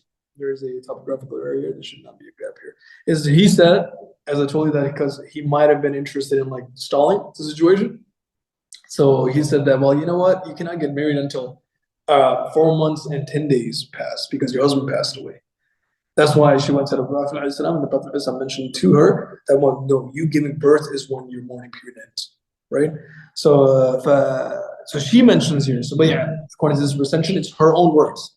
فلما قال لي ذلك, that is when Abu Sanabi said this to me, the older gentleman, the suitor, when he wanted to get married, and he's like, well, you gotta wait now. And she was interested in the young guy, right? There's absolutely nothing wrong with that, right, guys? She's not supposed to mourn for months or more than whatever has been prescribed by the Sharia. She can get married like this, right? But within obviously the mourning period, she's supposed to not do those things. فلما قال لذلك, when you said that to me, جمعت علي ثيابي حين أمسيت. The next morning, I just gathered my clothes. It's just an expression of like just getting up and going to the Prophet عليه السلام. فأتيت رسول الله فسألته عن ذلك, and I asked the Prophet صلى الله عليه وسلم about this. This is the female speak, according to the research. فأفتاني, the Prophet صلى الله عليه وسلم gave me a fatwa, right? He responded, بأني قد حللت, that I am halal to marry now, like I can get married, like my mourning period's over. Everyone understands what a mourning period is, right? Yeah. The iddah, right? حين وضعت حملي, when I gave birth to my child. وأمرني بالتزوج إن بدالي, and he also instructed me that I should get married whenever it feels appropriate to me, whenever it seems appropriate to me, right? That's important too. The Prophet ﷺ is mentioning to her, is like, whenever you feel like getting married, get married. He instructed her to get married. It wasn't asked that, how come you're thinking about marriage? You just, your husband just passed away. It's incorrect to say things like, well, that was a different culture. Well, then, that applies to you. You cannot judge others based on that understanding, because if you are going to impose your own understandings, it has to be backed up by something, right? No one has to agree with you on culture. They have to agree with you on religion. And religiously, if there is nothing negative in it, absolutely nothing, then just your culture may not apply to us, right? It's like the mal aspect that I'll talk to you, like the mal aspect is pretty big, but over here culturally, there is no such thing that the husband has to pay for everything. Especially in expensive cities, both partners are working and they share a lot of things. It's completely fine. Like the husband will actually say, like, why am I paying for this? Right? She can't even be like, oh, because it's like an obligation. Many times, like you can't say that. But Islamically, I guess they get to play that card quite often. But there's another recension of that from Ibn Majah that will give you more context, which is also in a sound chain of transmission. It says, قالت يا رسول الله, she went to the Prophet Subayya, the female, whose husband passed away. And she said, O Messenger of Allah, istaghfir li, and seek Allah's forgiveness for me. This also established that you can do that, it's completely permitted to ask someone to do istighfar for you. There's nothing wrong with that, right? قال وفيما ذاك, like in what matter? The Prophet ﷺ asked her, in what matter do you want me to do istighfar? Like, why are you asking this? And I informed the Prophet ﷺ about what happened. Her husband passed away. She had 2 suitors. The young one she has fallen for, and the older one that's actually confusing her with the legal rulings, right? فقال إن وجدت زوجا صالحا فتزوجي. Listen, like the Prophet ﷺ told her that if you found someone who's good, a good man is how I'm going to try this salih, right? If you found a good man, get married. it's completely fine for you to, if you found, وجدتي أنت, if you found a good man, you can get married. Unfortunately, the last one I'd like to make before I conclude, there's a lot that can be said about this hadith, honestly, but we'll go through it again, inshallah, in the next class before we start with the following 5 hadiths, is that how does a female get married after she has gone through a marriage? It is extremely difficult for the way, the chaperoning that happens in our Muslim circles. It's like, it's pretty hard for, and really, really easy for people who are not been married before, people who do not have children. But I have personally seen cases of women more particularly going through more challenges, and men to some extent. I mean, they have stronger connections, right? Because they're able to like do a lot more. Unfortunately, not for the men, for the women, right? But there are many cases of women, they don't even know how to begin to find proper suitors for themselves. The guys don't know about them, and they cannot find guys. There's no way they will not even be included in like the search for a female whenever they're traced a little bit. It's like, no, she's like, and the Prophet ﷺ's command is like, when you find, you understand the hikmah of it and how you can apply this to our society here in the West, is that a female herself finds the man. And wajadti zawjan salihan, right? If you found a good man, fatazawaji, marry. Obviously, in light of the hadith, and I would imagine that this female would be a lot more humble, experientially speaking only, right? That she would not break another home. She would not be like, well, yeah, okay, I found a good man, but he's already married. So connected back to the hadith before, that she should not ask that other female to be divorced, right? It's really important to understand these instructions of the Prophet ﷺ, as well as understand how marriage was during this time. And we'll conclude here, inshallah, and we'll go towards the questions. If there's another fa'idah that I skipped on, let me know, inshallah. Also, so if the female's wealth is her wealth, then okay, there's 20 questions. Okay, you know what? I think it makes more sense to go with the in-person questions first, right? We have to prioritize there. Any questions about any of the hadiths we covered today? Yeah. For the first one, is there a complementary hadith for men? This is for men. The other way around, sorry. Like what women should look for? Not in terms of their kindness. I do not know the hadith that talks about them being kind towards their husbands. That does not negate the fact that does not prove automatically that they should not be kind. I'm just talking about like it has not been specifically mentioned. I was talking about the first one. Oh, the 6th one you saw. Oh, a 6th one. Where like, Okay, yeah, sorry. Where you look for it, well, status. Okay, sorry. Yeah, let me just go.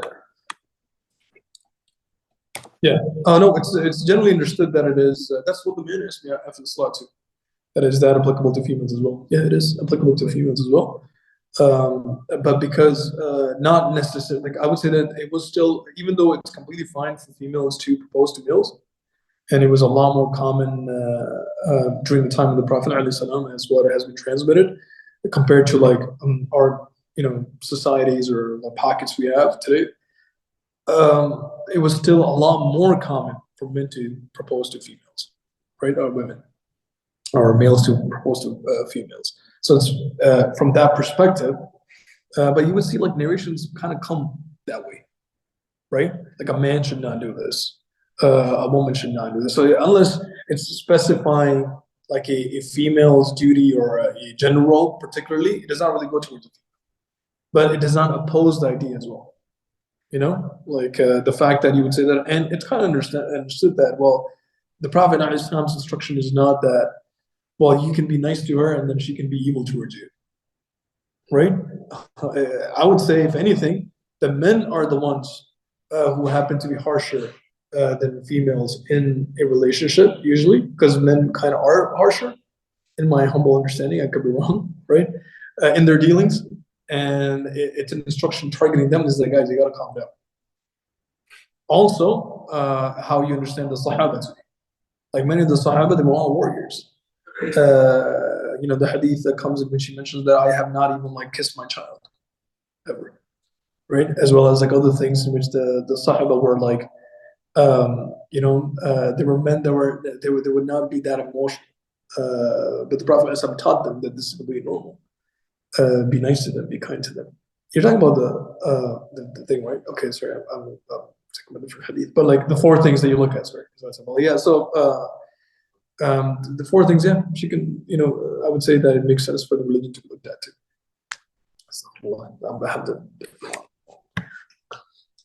But what would be the possibility of like opposing this? Like for example, in the last of these days, right? No, the first.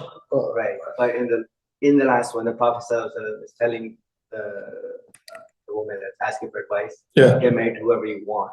Yeah. So then this hadith is like for men saying it. Yeah, but it says, so whoever you want from the two, right?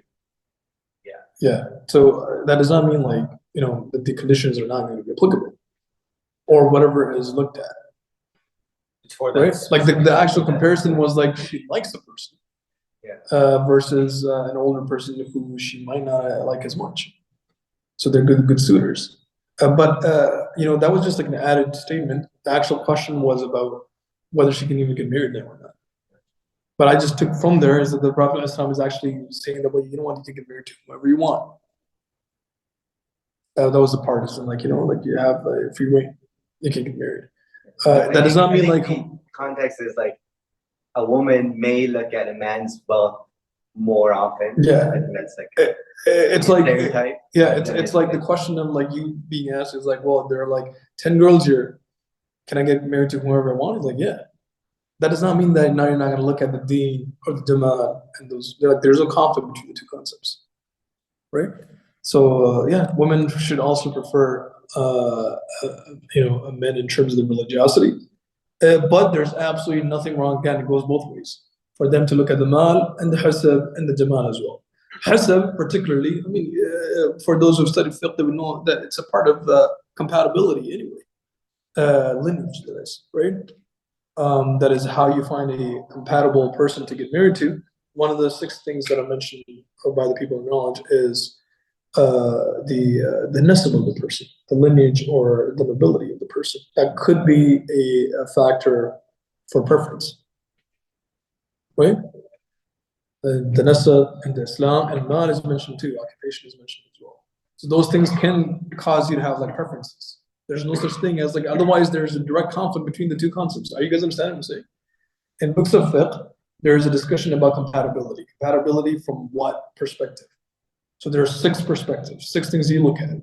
Commonly, there could be more or less, but like I would say, these are like the more strong ones that are related, right? As-Sayyid al-Hamawi has versified them too. So he mentions the nasab, the lineage, the mal, the wealth. It goes both ways. Compatibility applies to both ways, right? And hirfa, that is a profession, and hurriya, whether the person is free or not, like a slave person versus a free person, and diyana, that is a person's religiosity. Like one is like religion itself. Does that make sense? And the other thing is the religiosity of that person. So all these things are looked at. So if you were to take from this that it's only religion that you look at, then where does like mal and hirfa, none of the people of knowledge have understood this from. And now let me come to the question about the hirfa itself. Inshallah. Sorry. So this is Al-Qadi Abdul Wahab that I mentioned. He mentions this in his Al-Ishraf. He's a famous scholar from the 5th century, 5th Islamic century. He talks about, does a female have the right to make changes to her own property or not, right? Like as in like do whatever she wants with the property or not. So he says, while commenting on this, he says, he mentions about قوله تنكح المرأة لدينها ومالها وجمالها, that a woman is married. I will share the quote inshallah in the group too. It's not been translated. It's an Arabic text, an old text, almost like 1,000 years old. That the Prophet ﷺ has mentioned that a female is married for her wealth and her beauty, etc. وذلك يوجب تعلق حق الزوج بمالها. He says this hadith tells you that these are the reasons or these are the qualities for which a man gets married. So there is a connection between the husband and the wife in terms of these things. وَلِأَنَّ فِي تَبْقِيَةِ مَالِهَا حُقُوقًا لِلزَّوْجِ. And he says that as long as she has her wealth maintained, there are rights related to each other that will remain to. لأن العادة, he says, because the common practice among the Muslims, جارية بأن الزوج قد ينبسط في مال زوجته. Sometimes he enjoys his wife's wealth. There's nothing wrong with that. He says there's the عادة. Making sense or not? If your wife has money too, and let's say that you got like an expensive car, and he got into an accident, right? And the insurance lies. And she pays like $6 grand for that. Nobody knows about it. You're fine. Yeah, okay. But that's allowing you to like enjoy your life too. That makes sense. I'm talking about the fact that religiously there's nothing wrong with that. Just as you would do too if you had the money. That makes sense. Because she does not have the responsibility of earning and providing for you, so she does not have the money to give you. But what if she does? Let's say she had generational wealth. What does she have to do when she gets married? She has to leave it behind. That makes absolutely no sense, right? It's completely fine. And this is said by a man from the 5th Islamic century. So it's okay. We can't be worse than this guy. Yeah. So it's okay for a man to enjoy her wealth. Yeah. He says very clearly, he said, لأن العادة جارية. He's like, this is common practice. Jariya. It's like completely like functional. It says, بأن الزوج قد ينبسط. It's like sometimes the guy also enjoys, like he's like in a good mode. في مال زوجته وجهازها وينتفع به. And whatever she brought with from her father's home, and he benefits from that. وكذلك يجب عليها عند التجهيز لها. And he talks about وله في ذلك جمال ومنفعة. He says that, well, he's able to like look good that way and benefit. And in another instance, he mentions the same thing. And this is based on the hadith that we discussed, right? That is the 4 things that you look at. He mentions وقوله صلى الله عليه وسلم, the statement of the Prophet صلى الله عليه وسلم, لا تنكح المرأة. That's a separate discussion, right? But yeah, like in different writing too, Ibn Abi Zayd, he comments something similar as well. And they mentioned the fact that that it's completely fine for a man to actually enjoy that as well. So the point is that there's nothing wrong in the wealth being used by the man, and when that's nothing wrong, then what's wrong in the guy looking at it too? Does that make sense? And vice versa. For a female to look at a man and be like, well, this man's more wealthy, and he has his deen on point, and he will take care of me, not just the obligations that he's going to provide me with, like a room and a kitchen and like basic necessities. No, he's going to actually take good care of me. Like I'm going to fly business class if I marry this guy, at the very least, right? Have first class for sure. I promise you, religiously speaking, there's nothing wrong with that. This is only the reason why you might feel a bit uncomfortable is because of the fact that there's a lot of negative sentiment connected to the concept of mal itself, which is a separate discussion. But mal in and of itself is not bad. I'll call that right? He goes like the man can be happy. He's not even talking about his necessities. He says the man can be happy. He does not even say it's possible. He says it happens. This is a person from the 5th century. He's not alone. There's a lot of people who said this. No one ever refuted this person on this. It's just that I think people's understandings are different. So this answers the question that why would a man even look at a female's wealth? It's possible. Why not? Does that make sense? Are there any other questions? We'll have a few questions. So like, say like the girl and guy are cool, everything checks out and stuff.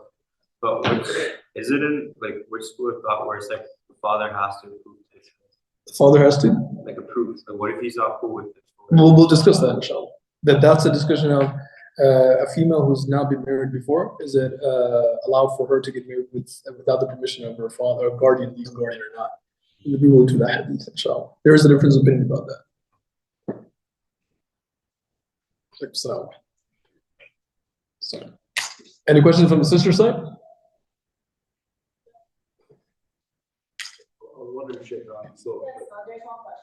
The brother started his question after that, inshallah. Okay, he passed. the question. The sister's gonna ask. You are saying, what are the basic standard or average standard should be considered while choosing a partner? Do you have any, like, how would you decide the religiosity of a girl or a male?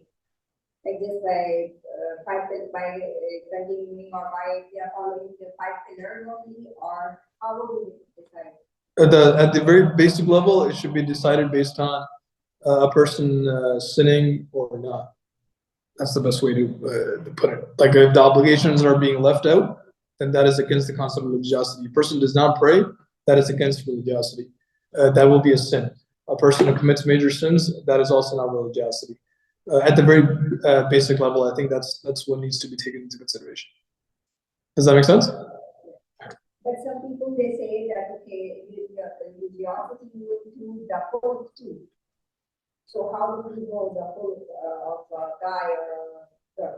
Yeah, so I think the reason why this happens is because based on this hadith, there is a conflict understood in terms of khuluq or hasab is supposed to be taken into consideration or not. So is behavior separate from religion or not?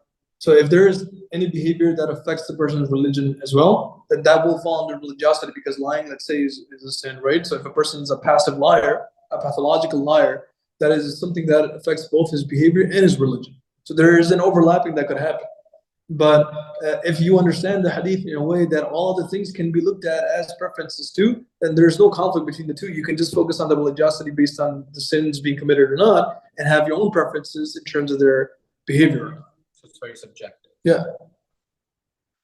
Does that make sense? Is there any other question from the sister side? Okay, what was your question? Actually, I was wondering, so if my car broke down and one poor man, my wife is rich, is it permissible for me to suggest that she could help me out, or is that like 100%? That's literally what he's talking about. That's what he's talking about.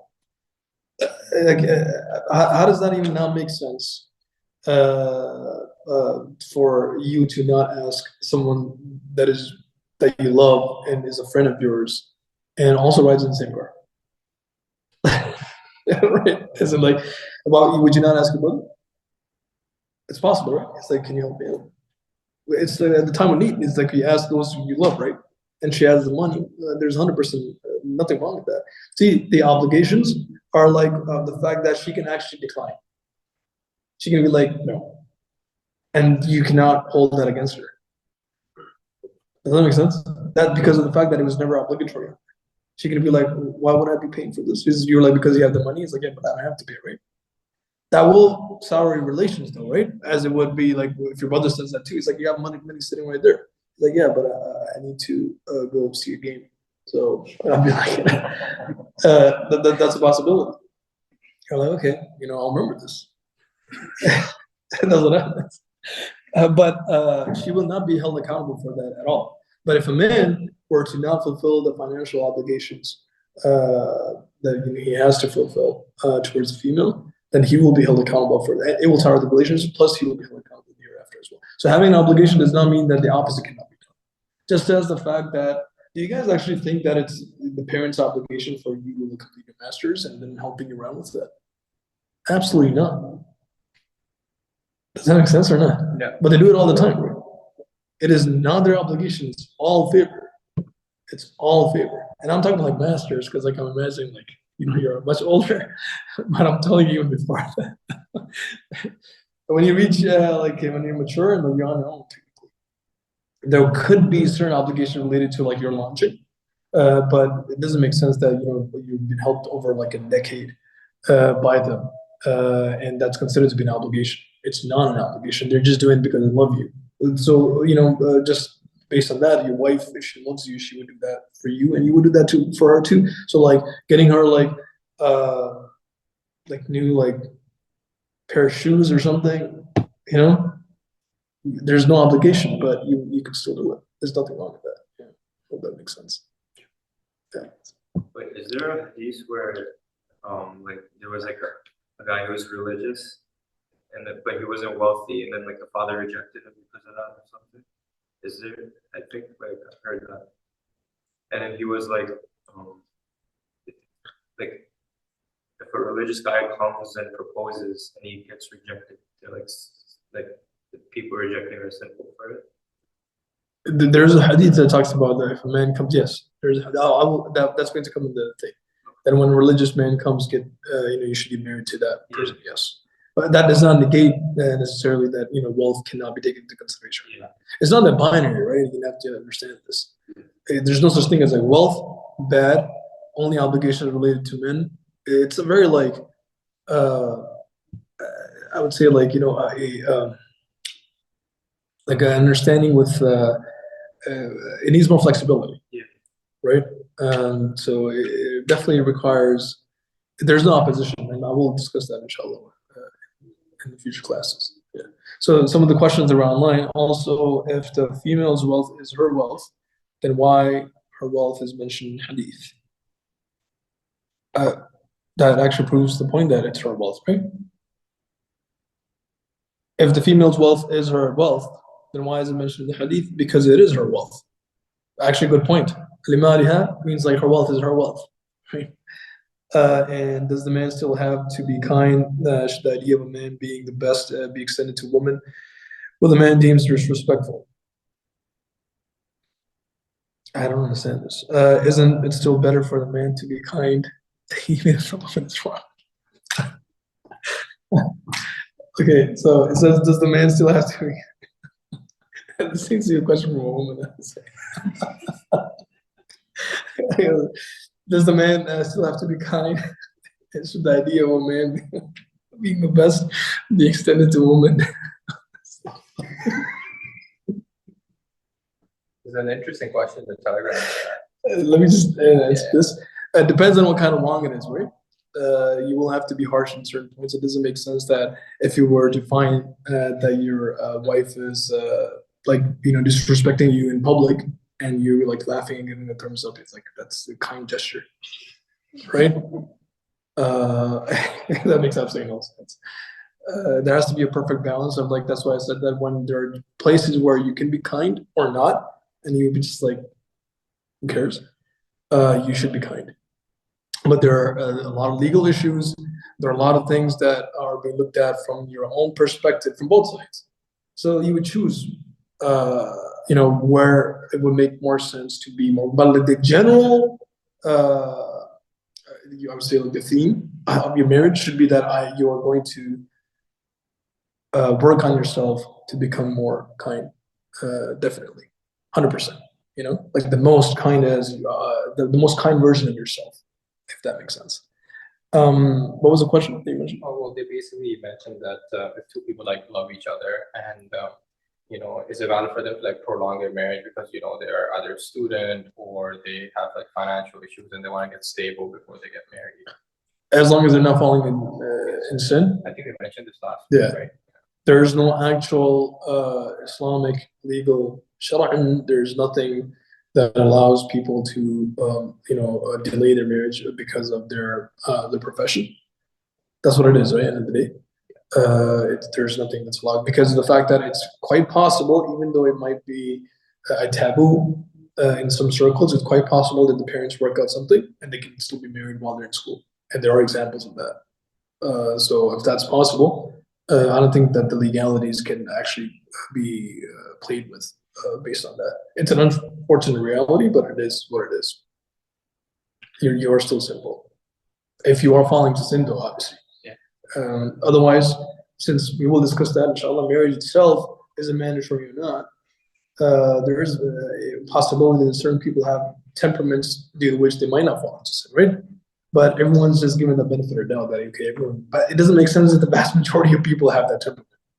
If anything, it's the opposite, right?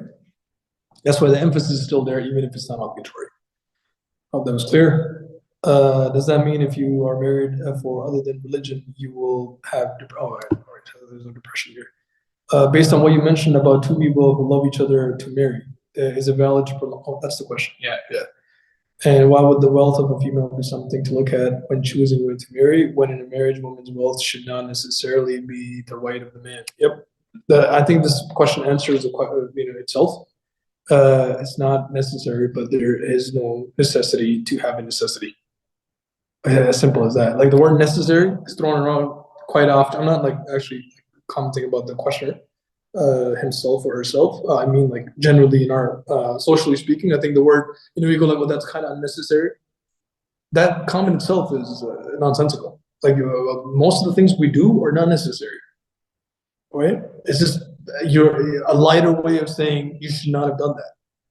But it doesn't make sense because you do a lot of things that are not necessary, right? So you go like, yeah, it's not necessary. It was very unnecessary, but I still did it because I want it, and I want to do it. There's nothing wrong, religiously speaking, that even if it's not necessary on the female to spend on her husband, that she does spend on her husband. It needs to be understood, and it makes so much sense in our society, in the West. It makes so much sense. Like both partners are working. What do you think? Like, does that make sense? That there's a husband and a wife, and they're both working. Let's say, because if she wants to work, or whatever wealth she has, they're both rich. Let's just say that, and they go out for lunch. Is there anything wrong for the girl to be like, hey, you know what? I got this one. You got whatever these guys did before, right? You got that. Let me just pay for this, as a good gesture. Is the guy going to be like, no, it's necessary for me to provide food for you, so I have to pay for this. Like she cannot give anything to her husband. It makes absolutely no sense. What if it's an expensive gift? Whatever. I think somebody's calling. Does someone have a question? Okay, I think maybe it's like tell me that we'll finish. Okay. What is the average and standard of that? We'll do the questions later, inshallah. جزاكم الله خيرا. السلام عليكم ورحمة الله وبركاته. بذكر حال أشرف البرية صلى عليه الله ربي وعلى صحابه وآله ومن